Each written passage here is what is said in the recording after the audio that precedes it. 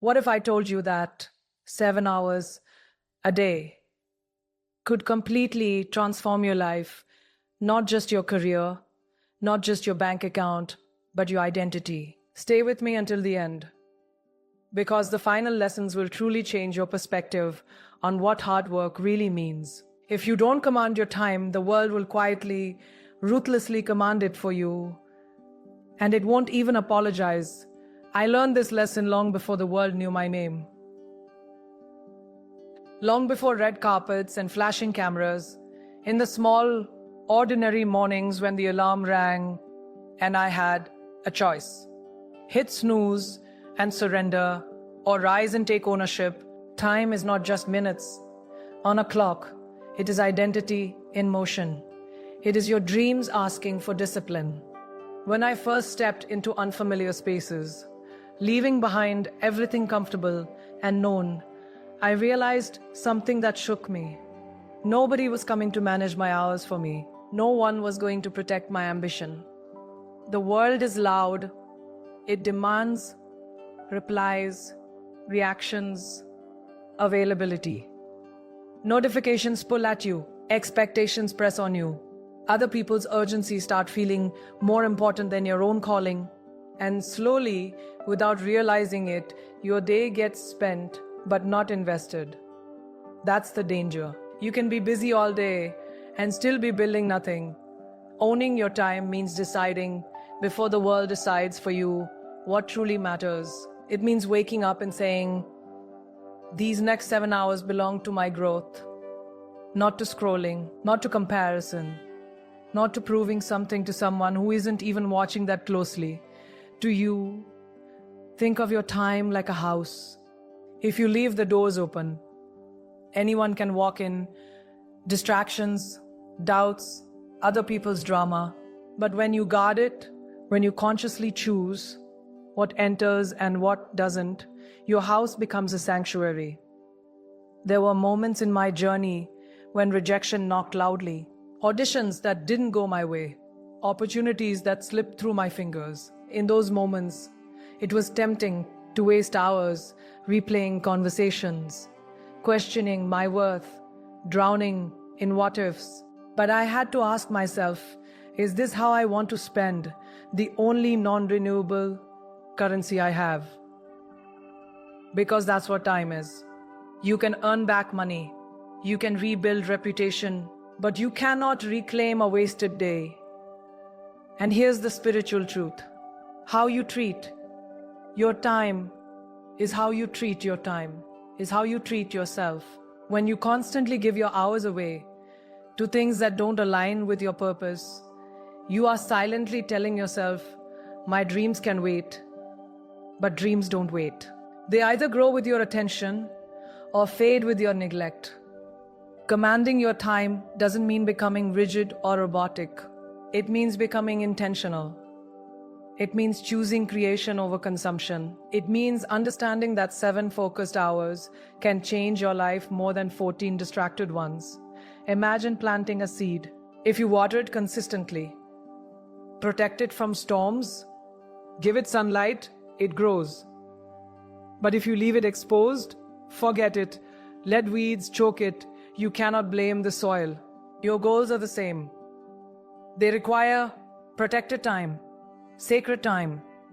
And let me be honest with you, the world will test this commitment. Friends will question why you're unavailable. Social media will tempt you with endless comparison. Your own mind will whisper, you can start tomorrow, but tomorrow is a habit. If you surrender today, you will surrender again. Ownership begins in the smallest decisions. Putting your phone away for an hour, saying no without guilt, setting boundaries that honor your focus. These choices seem tiny, almost invisible, but they are powerful declarations of self-respect. And here's what most people don't realize. When you command your time, you don't just become more productive, you become more peaceful, because clarity replaces chaos. Direction replaces confusion. You start ending your day knowing you moved forward, even if only by an inch. That inch compounds. that inch becomes confidence. And confidence changes how you walk into rooms, how you speak, how you dream. If this truth is stirring something inside you right now, don't ignore it, because the lessons ahead are even more powerful. And if you leave before the final points, you regret missing the deeper transformation waiting for you. This is just the beginning. Ownership of time is the doorway, but there is more, so much more to understand about purpose, energy, consistency, and identity. Stay with me. Protect your hours. Claim them fiercely, because the moment you decide your time is sacred, the world starts treating it that way too. 7 hours of panic will drain your soul, but 7 hours of purpose will ignite it, and that difference will shape your destiny. There is a kind of hard work that feels heavy, mechanical, almost suffocating. You wake up already tired, already anxious, already chasing something you can't even name. I felt that pressure, the silent expectation to constantly prove, constantly perform, constantly be more. When you work from pressure, your mind is racing ahead of you. Your heart is lagging behind, and your spirit is nowhere in the room. You're moving, but you're not aligned. And alignment is everything. The truth is, hard work without purpose is like rowing a boat without knowing which shore you're headed toward. You can exhaust yourself in motion and still arrive nowhere meaningful. I remember moments in my journey when opportunities came with glitter, but not with grounding. On the surface, they looked impressive. They promised visibility, applause, validation. But when I asked myself quietly, does this serve who I want to become? The answer wasn't always yes. And that question, that pause changed everything. Because purpose is not about what looks good. It's about what feels true. When you connect your 7 hours to something deeper than fear, those hours stop feeling like sacrifice and start feeling like devotion. Think about the difference between studying for an exam because you're terrified of failing, and studying because you're terrified of failing, and studying because you genuinely want to master your craft. The first tightens your chest, the second expands your mind. Fear can push you, yes, but only love for your vision can sustain you. Purpose is that love. It's the quiet knowing that what you're building matters, even if no one sees it yet. And here's the spiritual truth. When your why is clear, your endurance multiplies. You can withstand criticism. You can survive rejection. You can outlast doubt, because you're not working to silence the world. You're working to honor your calling. There were days when I stepped onto sets exhausted, emotionally stretched, navigating unfamiliar cultures and expectations. But when I remembered why I began, to tell stories, to represent voices that deserve to be seen, to challenge my own limits, something shifted inside me. Fatigue became fuel. Obstacles became teachers. That's what purpose does. It transforms effort into meaning. It turns repetition into ritual. It makes discipline feel sacred instead of forced. And let me tell you something many people overlook. Purpose. E is not always loud. Sometimes it's subtle. Sometimes it's subtle. Sometimes it's simply the desire to become better than you were yesterday. Sometimes it's wanting to create stability for your family or to prove to yourself that you are capable of more than your fears suggest. Do not underestimate those reasons. They are powerful, but you must define them clearly. If you don't define your purpose, the world will assign you one, usually based on comparison, competition, or insecurity. And that borrowed purpose will never fulfill you. So before you begin your 7 hours, pause. Ask yourself, who am I becoming through this work? Not just what am I achieving, but who am I evolving into? Because success without alignment feels empty. Achievement without meaning feels fragile. Purpose anchors you. It keeps you steady when applause fades and criticism rises.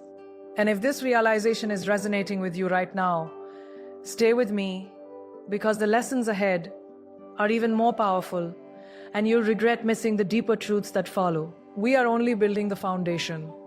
There is more about focus, energy, consistency, and identity that will redefine how you see your effort. But it all begins here, with purpose. When your work is connected to something greater than ego, it becomes an offering. When it's connected to growth, it becomes transformation. 7 hours a day, aligned with a clear why, can reshape not just your career but your character. And characters is destiny. So don't just work hard. Work awake. Work aware. Work with intention, beating at the center of every task. Because when purpose leads, pressure loses its power. And that is when your 7 hours stop feeling like a burden and start becoming the bridge to the life you were meant to build. 7 hours of hard work can either feel like chaos scattered across your day, or like a symphony, intentional, powerful, and deep. Apply transformative, and the difference lies in focus. We live in a world that glorifies multitasking, that celebrates being busy, that confuses constant movement with meaningful progress. But let me tell you, something I've learned through years of balancing film sets, business meetings, travel, and personal life: divided attention creates diluted results. When your mind is fractured, your effort is weakened. Imagine trying to light a fire with sunlight. If the rays are scattered, nothing happens. But if you concentrate that light through a lens, it becomes powerful enough to ignite. Your focus is that lens. Without it, your 7 hours disappear into emails, notifications, distractions, and mental noise. With it, those same 7 hours become unstoppable. I remember standing on set during long shooting days, surrounded by cameras, crew, movement, pressure. It would have been easy to let my mind wander, to think about the next project, the reviews, the expectations, waiting outside that scene. But the magic only happened when I was fully present in that exact moment, when I allowed myself to sink into one line, one emotion, one breath. That's when performance turned into art. And that's the secret most people overlook. Excellence is born in presence. If you spend your work hours constantly switching between tasks, constantly checking your phone, constantly reacting instead of creating, your brain never goes deep enough to produce mastery. Shallow focus produces shallow results. Deep focus produces transformation. So break your 7 hours into sacred blocks. Treat each block as an appointment with your future self, one that cannot be casually cancelled. When you are working, truly work. When you are learning, truly learn. When you are resting, truly rest. There is something profoundly spiritual about being fully where your feet are. It quiets anxiety. It silences comparison. It builds confidence because you know you gave that moment your all. And here's something powerful. Focus is a form of respect. Act respect for your dreams. Respect for your potential. Respect for your potential. Respect for the life you say you want. Every time you allow distraction to pull you away, you are unconsciously telling your goals they can wait. But when you guard your attention fiercely, you are declaring that your growth matters. I've seen incredibly talented people sabotage themselves, not because they lacked skill, but because they lacked sustained focus. They started passionately, but their energy was scattered across too many things. And slowly, momentum faded. Protecting your focus might mean uncomfortable choices. It might mean turning down invitations. It might mean setting boundaries with people who don't understand your vision. It might mean sitting alone in silence when the world is noisy. But that solitude, that discipline, is where clarity is born. Think of your attention as a garden. If you water every random weed that pops up, every notification, every gossip, every unnecessary task. Your real plans never thrive. But if you intentionally nourish only what aligns with your purpose, your garden flourishes.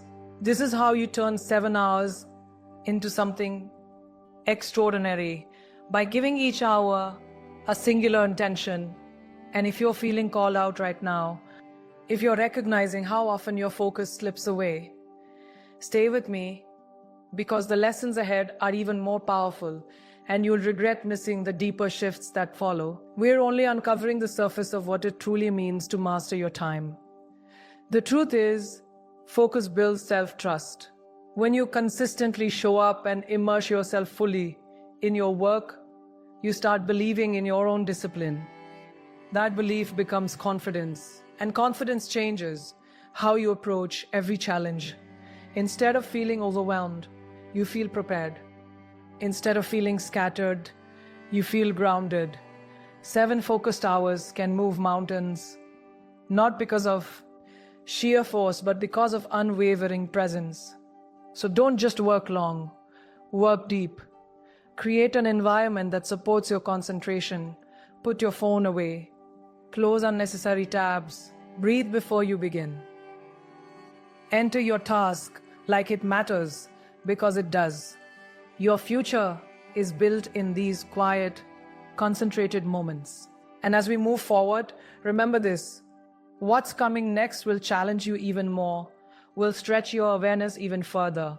So don't drift away now. The real transformation is still unfolding.